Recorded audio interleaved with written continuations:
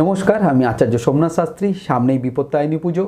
বিপত্তায়নী পুজো কিন্তু খুব গুরুত্বপূর্ণ একটি ব্রত। এই পুজো যদি আপনারা সঠিকভাবে না করেন তাহলে কিন্তু বিপদ আপনাদের অনিবার্য। সেই বিপদ থেকে আপনারা বাঁচতে গেলে কিভাবে পুজো করলে আপনাদের জন্য ভালো হবে সেটাই কিন্তু আমি এই ভিডিওটা নিয়ে আলোচনা করব, এবং জ্যোতিষশাস্ত্রে এর মূল্য কী সেটা নিয়েও কিন্তু আমি এই ভিডিওটায় বিস্তারিত আলোচনা করব। একদম প্রথম থেকে শেষ পর্যন্ত শুনবেন, কারণ এর গুরুত্ব কিন্তু অপরিসীম। প্রথমে আপনারা সকালবেলা ঘুম থেকে উঠবেন। ঘুম থেকে উঠে আপনাদের যা ঘরের কাজকর্ম, যেটা দৈনন্দিন কাজ, সেই সমস্ত কাজগুলো কিন্তু পুরো কমপ্লিট করবেন। এবং কমপ্লিট করার পরে যে সমস্ত নোংরা ঘরের মধ্যে জিনিসপত্র আছে, ঝুল আছে, সেগুলো কিন্তু যদি পারেন আগের দিন করে নিলে সব থেকে ভালো। সেইগুলো সমস্ত করে নেবেন। করে নেওয়ার পরে তারপর আপনারা স্নান করবেন। স্নান করে এইবারে মায়ের পুজোতে আপনারা বসবেন। যদি সম্ভব হয়, এটা সবার শরীর স্বাস্থ্য অনুযায়ী বিচার করা হয়, যদি সম্ভব হয় আগের দিন নিরামিষ খাবেন। উপোস করার আমি খুব একটা বিধান দেই না, আপনারা অন্তত নিরামিষ খাবেন। আগের দিন, পুজোর আগের দিন নিরামিষটা খাবেন। এইবারে আপনারা চান টান করে একদম ফ্রেশ হয়ে আপনারা পুজোতে বসলেন। পুজোর যে সমস্ত জিনিসপত্র যেগুলো লাগে সেগুলো হচ্ছে আপনার ধূপ, 13 রকমের ফল, মিষ্টি, ফুল, এইগুলো সমস্ত জিনিসপত্র যেগুলো যা দরকার পড়ে সেগুলো সব সুন্দর করে সাজিয়ে আপনার পাশে রেখে দেবেন।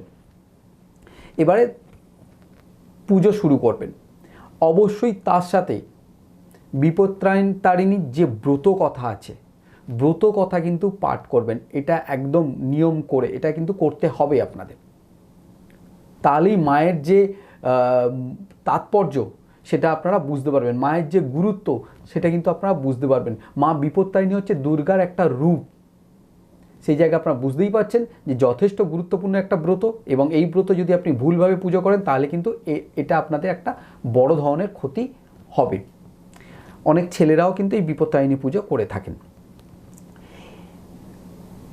আপনাদের হাতের যে কার আমরা বাঁধি, সেই কারকে 14খানা গিঁট দেবেন। 14টি গিঁটযুক্ত লাল কার মেয়েরা বাঁ হাতে পরবেন, ছেলেরা ডান হাতে পরবেন। এইবার আসি জ্যোতিষশাস্ত্র দৃষ্টিভঙ্গি থেকে আমাদের এই বিপত্তারিণী পুজোর তাৎপর্যতা। প্রথমত জ্যোতিষশাস্ত্র থেকে আমাদের যে এই যে ব্রত, এটা সরাসরি কোনো গ্রহ পরিবর্তনের জায়গা থেকে কিন্তু এটা বিচার করা হয় না। একদম পরিষ্কারভাবে আমি এই কথাটা আপনাদের বলে দিলাম। তবে অনেক জ্যোতিষী মনে করেন, বা আমরা অনেকেই আছি যারা এটা আমরা মনে করি, যে নিয়মিত যদি প্রার্থনা করা হয়,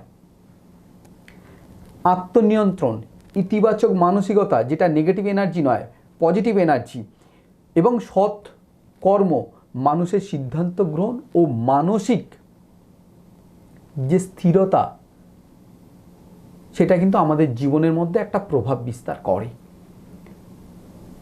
তাই ব্রতের যে মূল শক্তি সেটা কিন্তু আচার যেমন গুরুত্বপূর্ণ, তেমন তার মধ্যে কিন্তু ভক্তিটাও যেন নিহিত থাকে। কেন আমি এই কথা বললাম? অনেক মানুষ উপবাস করেন, ব্রতর মতন করছেন ঠিকই, কিন্তু সবসময় ভাবছেন যে পুজোটা কখন শেষ হবে, আমি গিয়ে খাবারটা খাবো। এইরকম কিন্তু করবেন না। দরকার হলে আপনি খেয়ে পুজো করবেন, যেন আপনার কনসেন্ট্রেশনটা ব্রতর প্রতি থাকে, আপনার খাওয়ার প্রতি যেন না থাকে। সেই কারণে আমি এই কথাটা বললাম। তো বিপত্তারিণী পুজোর যেটা শিক্ষা, কি শিক্ষা দেয় বিপত্তারিণী পুজো থেকে?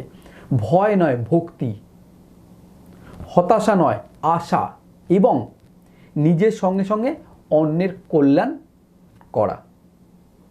সবাই ভালো থাকুন, সুস্থ থাকুন। জয় মা বিপত্তারিণী।